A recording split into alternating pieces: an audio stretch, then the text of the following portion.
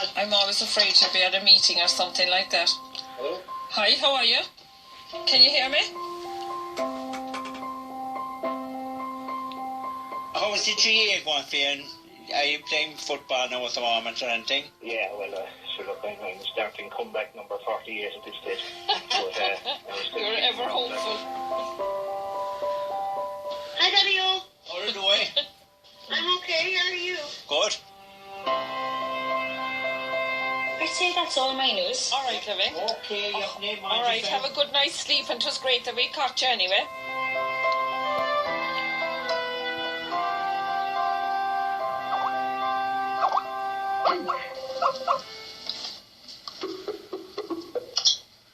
So it's only 8 o'clock in the morning now, so I don't know how we'd be at work. Who's there? Brian, he says he's at work. I'm Margaret Deane. I live in Drimoleague in West Cork. I'm the mother of 5 children, and they're all working and living abroad at the moment. Hello? Hey, Brian, how are you? I can't really hear you. I'm Barry Deane. I'm here. I live in Drimoleague here in West Cork. So you're starting work at 8 o'clock Born and this raised, morning, went to are you? school. And do you know what? I knew I had to tell you something about the GA. The 2 pitches were working tonight. Is it the one across the road, or is it just the bottom? That's son number 1. He's the eldest. No, the new one. So he's been coming and going to Australia with the last 10 years. How is the GA going for you? Are you playing football now at the moment or anything? Yeah, well, look, I'm starting comeback number 48 at this stage. Even years ago, when Brian was out there over 10 years ago in Australia, you'd be ringing on the phone, and the coverage mightn't be great. Like you mightn't actually have a good landline. It would be very bad.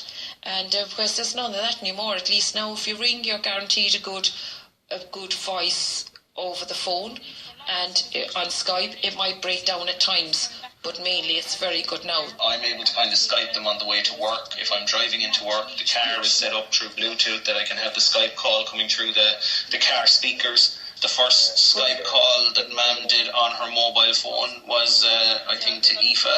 And Aoife saw a lot of Mam's inner ear for most of that call. Sure, because I get all the messages in. It must be coming near election time or something. I sent a photograph of the 2 cows and the calf yesterday, Brian. Did you get them? You see, I've been trying to coax them back here by showing them the 2 cows. But I don't think that'll bring them down. That'll be your inheritance, you know, when I sell them too. You know, if I sold the 2 cows and the calves, that'll be your inheritance. I got a text from Yvonne there now, but I cannot. She's still away. She's only about a half an hour away from home. So we'll talk to Paul in the meantime, and she'll be back by then. Yeah. We're going to call Paul now, his son, the second son, Paul, and he's been out in Houston, Texas for the last 3 years, and he was in Saudi for 5 years. So he's been with the same company all the time, so He was in Frankfurt. hopefully now he'll be free. Hi Paul, how are you? Hello? Is it alright to talk to you? Hello, Paul. I'm always afraid to be at a meeting or something like that. Hello? Hi, how are you? Can you hear me? Brian was number 1 anyway. He was born first. Then Paul came along. Can you hear me? And they were great company for each other then, because there was only a year and 9 months between them. So they went off to football, hurling, everything between them. How's the day for you? I went for my green card medical this morning. All right. How did you get on? I don't know, they did the old TB test on me. You said no harm then.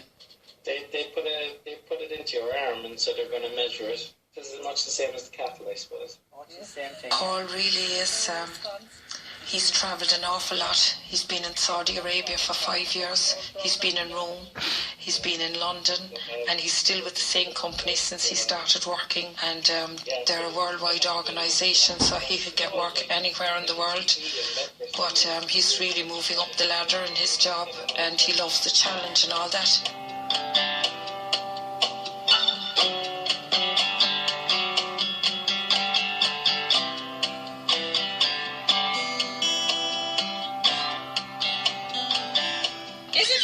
Is it very early for you now in the morning, Fiona? 7. All right, you're just up, so I suppose. No, we've had our breakfast and everything works since about 6. Oh my God. And this is a lovely sunny day. Fiona there now is a twin, and herself and Yvonne, they're twins. So Fiona's gone to Australia with definitely 3 or 4 years. She's married about 3 years, I'd say, and they were there a good year before that. She's in the University in Newcastle. She's a doctor of chemistry. Are you going to sing? Are you going to sing about that? Sing about that for good. That's Ria now, and he's our first grandchild.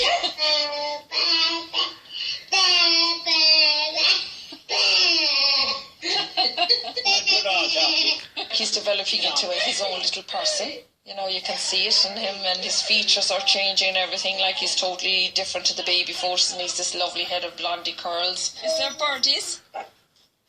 Oh, look at that. Oh, look at that. He has a grand spot. Oh, he has. He has to know us now because he's seeing us all the time, every week. From the time we went out there when he was only 3 weeks old and we were there till he was nearly 6 weeks. Well, then after that, nearly every week, at least every week, if not twice a week, we'd be on, and she never rings without having him with her. She'll always wait till he's up or ready to eat or whatever, and then she's kind of talking to him and saying, look at Granny and Grandad. So in the beginning, when he was a baby, he was pulling at their laptop or tablet or whatever they had. He was pulling at that, but now he doesn't. He looks into it, and he'll throw us a kiss, and he'll wave to us goodbye, and I'd say, show me your nose and your ears, and he does all that. Are you going to show Granny and Grandad your brum brum, Rian?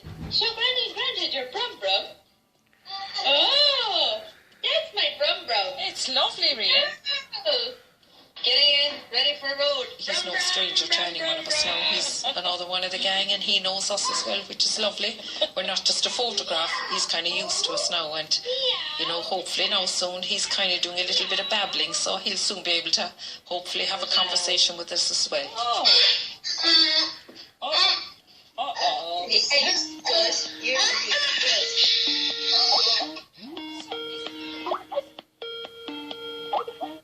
I got a text from Yvonne there now, I cannot. She's still away. She's only about a half an hour away from home. Yeah, apologies. I must seem like an awful diva. I ended up being double booked tonight, and my friend Julie was supposed to have a party last night. She moved it to tonight. All right. So it's tough at the top, Yvonne. It really is with all these parties. Yvonne was another bright, bubbly girl. She wasn't a tomboy. She was very girly. And Fiona was her twin. So Fiona was playing with the boys all the time. Yvonne was across the fields, up in a tree, reading a book. I sent over a photograph of the 2 cows today. Yeah, they were lovely. Weren't they? They were lovely. But you've taken better pictures of cows, Dad. Like in your oeuvre of cow pictures, which is impressive. Yeah. I have seen better cow pictures. I'd say that's all my news. All right, Levin. Okay, all right, have a good night's sleep, and it was great that we caught you anyway. We've had a chat with everyone now except Aoife, so. Okay, love you. All right, Levin, take care. Bye. Take care. Bye. Bye.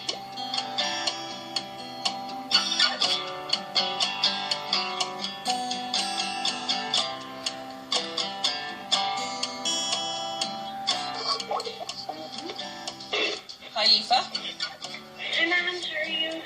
So it's tricky on the underground, and I won't put on the picture at all because you're the poor quality, or do you want me to put the picture on? No, and the sound might be great either. And Aoife, she's our baby, our bonus baby, and she's 5 years younger than the twins, so she's living in London now, and she's a dietitian. We're doing very well. We've been down on the farm this morning. Now we were inside. My friend Annie happened to have a little baby girl, and she'd be just 6 months older than Aoife, and they said, "Mummy, why can't we have a baby, and why can't we have a baby?" So eventually Aoife came along. I had to get back all my baby clothes that I'd given to Annie. Yet again, I have lots more time now to just learn the lines or whatever quickly. I actually started off wanting 10 kids. We grew up in a family of 6, and we were all together. So we were used to a family being around the table and all that. I was never one of these people that found children annoying or anything. I always wanted to be a mum and have a home and have a family. Yeah. So that's the crack anyway. I better let you go. All right. All right, Lauren. Okay. Thanks for ringing now. It's great to talk to you. Yeah. Oh, hold on 1 second now. Daddy's just making a brief appearance here. Hi, Daddy-o. How are you doing? I'm okay. How are you? Good. She's going to be in another play, so we have to get our tickets ready, hopefully, yeah. If you're stuck... Yeah. If you're This stuck... one's slightly more worrying. It might involve singing, which is more worrying than for me, I think. Tis about what? Singing. She might have to sing, but your dad is brilliant at that, so Come here. don't bother to Eva. Aoife, try it out in a small few people first before you let it. Because you're dangerous when it comes to singing, like you upset a lot of people. Okay, cool. Well, I'll let you go and I'll See you, Peachy Pops. Okay. Okay. Bye. See you. Take Bye. care. Bye. Bye. Bye. I remember going up into the rooms every night when they were asleep and saying, thank God, you know, I was delighted that I had my little family. It was like a little dream, and it was just what I wanted, really.